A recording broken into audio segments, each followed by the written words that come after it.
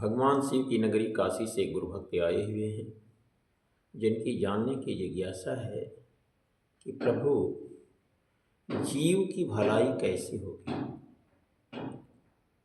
किस काम को करने से होगी। सुनो बेटा, जब तत्वदर्शी महापुरुष इस धरातल पर 100 शरीर मिले, यानी शरीर के सहित, और नाम बतावें, रूप सरगुण हो, उनका ध्यान करने से उनका रूप लीलार में दिखाया जाए तो उसी को भाषा में नाम, संस्कृत में तत्व तथा वेद और उपनिषद में तत्वमसि भी कहते हैं। लेकिन उनका रूप आना बड़ा मुश्किल है और मायावी लोगों का रूप जल्दी से आ जाता है, यानी मायावी का ध्यान आ जाता है लेकिन फिर नाश भी हो जाता है। और तत्वदर्शी का ध्यान आ जाए तो फिर नाश कभी नहीं हो सकता। जिस वक्त तत्वदर्शी का ध्यान आवेगा उस समय अविद्या सभी आपके कर्मों को पहुंचाए देगी। अब प्रश्न खड़ा है कि तत्वज्ञानी का ध्यान क्यों नहीं आता, कैसे आवेगा। जिस वक्त संत सद्गुरु का ध्यान आवेगा उसी वक्त संचित भला बुरा बिल्कुल नाश हो जाएगा, 84 जल जाएगी। क्यों? इसलिए कि मन अविद्या का पक्षपाती है, तो अविद्या को जनाए देगा कि तुम्हारे कर्मों को जलाने वाला आ रहा है। उसी वक्त अविद्या सब भला बुरा कर्मों को पहुंचा देती है, संकल्प विकल्प होने लगता है। इसलिए कि जिस वस्तु से पेड़ होता है उसी के मुताबिक फल लगता है। इसी कारण से ध्यान नहीं हो सकता, यानी वही मन बनकर इधर उधर खींचने लगता है, जिसके कारण ध्यान नहीं हो पाता है। तो साधक को ध्यान इस तरह से करना चाहिए। सर्वप्रथम अपने गुरु का जसगान करना चाहिए, अपने मुख से अपनी महिमा का गुणगान नहीं करना चाहिए। जब भी गुणगान करना चाहिए तो सद्गुरु का ही गुणगान करना चाहिए। उनकी शारीरिक सेवा अर्थात उन्हें तेल लगाना, नहलाना, शरीर दबाना, पानी पिलाना, उनके वस्त्रों को साफ करना, उन्हें वस्त्र पहनाना, इसके बाद उनके आसन की सफाई करना, फूल लगाना, बागवान लगाना, उन्हें सींचना, उनका आसन लगाना, ये सभी कार्य करते हुए गुरु की जो बैठने की जगह है पहले उसका ध्यान। जब वह ध्यान पकड़ में आ जाए तो नाम का भजन करते हुए बाहरी अर्थ से इंद्रियों को रोकें। जब स्थान और का ध्यान होने लगे, यानी गुरु के बैठने की जगह का ध्यान होने लगे, तब जानो कि संचित हो गया, यानी संकल्प हो के विकल्प हो गया, यानी मन गुरु में लग गया, यानी करण मन से वह मन तत्व मन बन गया। इसके बाद आसन पर बैठे हुए सद्गुरु का ध्यान करें।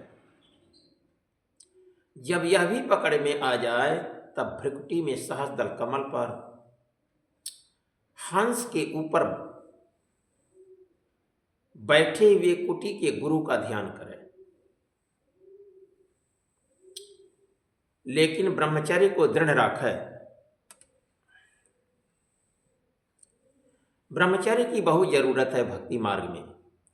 जैसा कि हमारे परम पूज्य स्वामी श्री श्री 1008 श्री स्वामी कबीर जी महाराज परमहंस अपनी भक्तों को कभी कभी मौज में आते थे तो कह देते थे कि ब्रह्मचर्य धारण कर बंदे, यह तो दवा अनूठी है, अब मुर्दा से जिंदा करने की यही सजीवन बूटी है। यानी ब्रह्मचर्य की बहुत जरूरत है। जब यह हो गया तो जानो कि नाम पा गए। उसी को तत्व ज्ञान कहते हैं। फिर बाहरी सेवा करते हुए अंदरी सेवा में लगा रहे और संग न छोड़े। संग छोड़ने से सिद्धि में फंस जाते हैं। सिद्धि में फंस जाने से मान बढ़ाई के कारण, साफ दुआ करने के कारण भक्ति छूट जाती है, जिससे 84 में नहीं जा सकता, लेकिन बहुत कल्पांत में मुक्त होगा जी। और बहुत कल्पांत के बाद अकह अनामी में पहुंचेगा। और संग लगा रहने से, सदगुरु का संग लगा रहने से वही गुरु विद्या से दयाल देश पहुंचावेगा। इसलिए इस बात का बहुत ख्याल करना चाहिए कि जब तक शरीर है तब तक संग लगा रहे, यानी तब तक सतगुरु के सेवा भजन में लपटा रहे, लीन रहे, उनकी आज्ञा का पालन करे। जब तक शरीर है यानी जब तक मृत्यु इस शरीर की नहीं होती है या शरीर विनाश नहीं होती है, तब तक सदगुरु की सेवा में लगा रहे, सदगुरु की आज्ञा का पालन करे, सदगुरु का ध्यान करे, सदगुरु द्वारा प्रदत्त नाम का स्मरण करे, सदगुरु की सेवा करे, सदगुरु के भक्तों की सेवा करे, सदगुरु के आश्रम की सेवा करे। ऐसा करने से दिनों दिन भक्ति के मार्ग में वह जीव आगे बढ़ता चला जाएगा। अब प्रश्न खड़ा होता है कि लोग भक्ति चाहते हुए भी सिद्धि में क्यों फंस जाते हैं?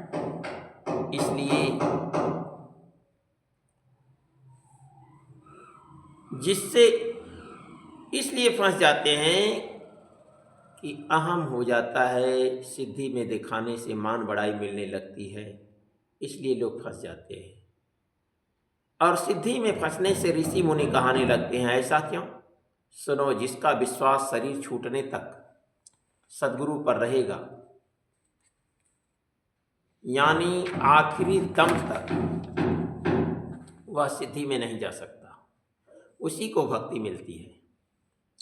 और जो लोग तत्व ज्ञान होने के बाद सतगुरु से दूरी बना लेते हैं, या जिनका विश्वास सतगुरु से डिग जाता है, वही लोग सिद्धि में फंस जाते हैं, जिससे उनको कई कल्पों में मुक्ति मिलती है। इसलिए शरीर छूटने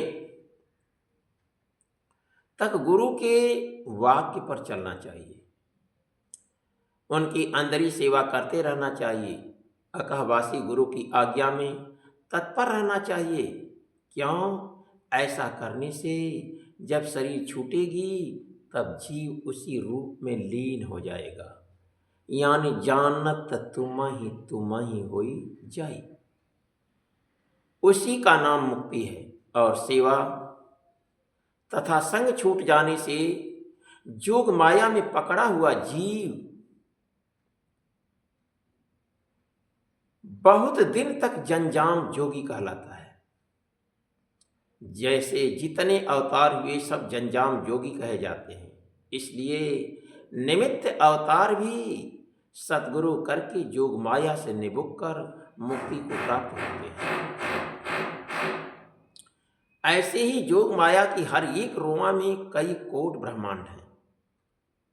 हर एक लोक में अनेक तरह के जीव, अनेक तरह के देवता, उनके अनेक रूप, उनके काम, अनेक तरह के अवतार और अनेक तरह के ब्रह्मा विष्णु शिव भी हैं।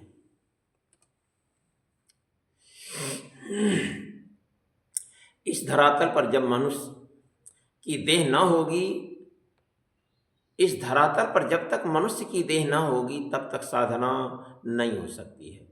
इसलिए जब मानव शरीर मिली है तो आप लोगों से मेरी गुजारिश है कि सतगुरु खोजें। जब मिल जाएंगे तब सब हाल मालूम हो जाएगा। क्यों? सतगुरु की बात को यानी आज्ञा को सभी लोग मानते हैं। जोग माया, अवतार, देवता, त्रिदेव, व्यापक ब्रह्म, कौन ऐसा है जो संत के वाक्य को टार सकता है? क्यों? इसलिए कि संत को सभी लोग डरते हैं और मानते हैं। अब प्रश्न खड़ा है कि संत को लोग डरते क्यों हैं? इसलिए कि संत किसी को साफ दुआ नहीं देते, बल्कि युक्ति बताते हैं। उनकी युक्ति को जो श्रद्धा विश्वास के साथ करता है, वह मनुष्य वास्तव में मुक्त हो जाता है, यानी यानी मुक्ति पा जाता है। और जो विश्वास से नहीं करता है, तो वह कई जन्म में करते करते विश्वास से श्रद्धा उत्पन्न होती है, जिससे वह भक्त बन जाता है।